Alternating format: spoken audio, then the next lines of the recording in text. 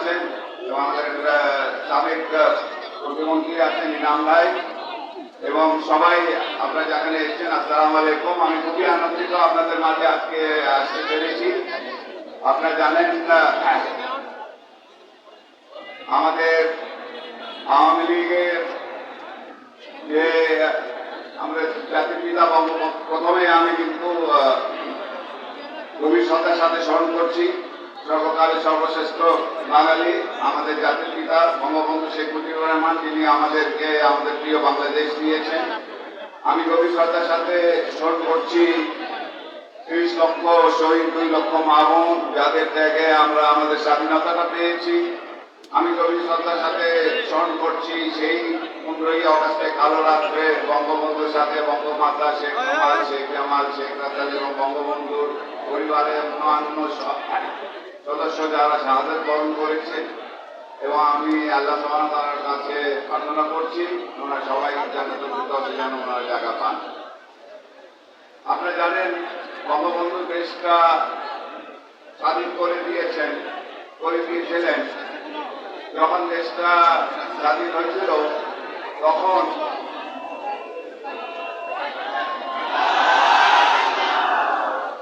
ভাই এগিয়ে চলো।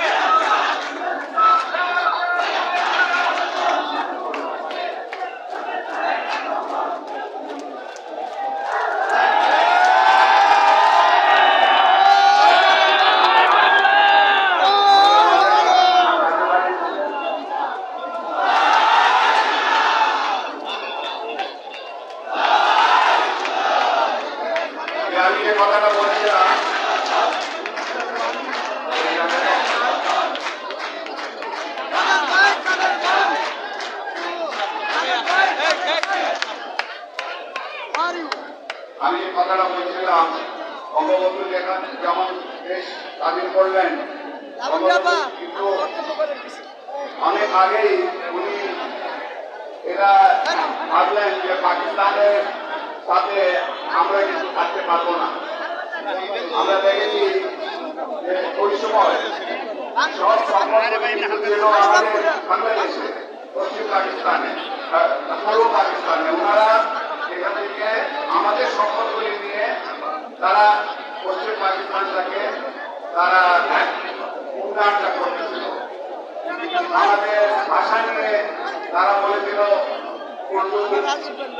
আমাদের জাতীয় ভাষা হবে। এই কথাগুলি বলার পরেই বঙ্গবন্ধু কিন্তু ভাবলেন এবং বললেন যে ওনাদের এই পাকিস্তানের সাথে আমরা থাকতে পারবো না, আমাদেরকে দেশ স্বাধীন করতেই হবে।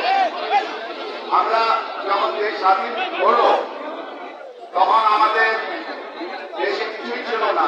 তখন সবাই বলল এবং বিশেষ করে পাকিস্তানিরা বলল যে বাংলাদেশ কিন্তু জীবনে টিকতে পারবে না। এবং ওই সময় আমাদের এখানে এক গোষ্ঠী ছিল যারা আমাদের স্বাধীনতার বিরোধী ছিল। এরাই ষড়যন্ত্র করে সেই কালো রাত্রে 15ই অগস্টে বঙ্গবন্ধু হত্যা করলো এবং তারপর থেকে দীর্ঘ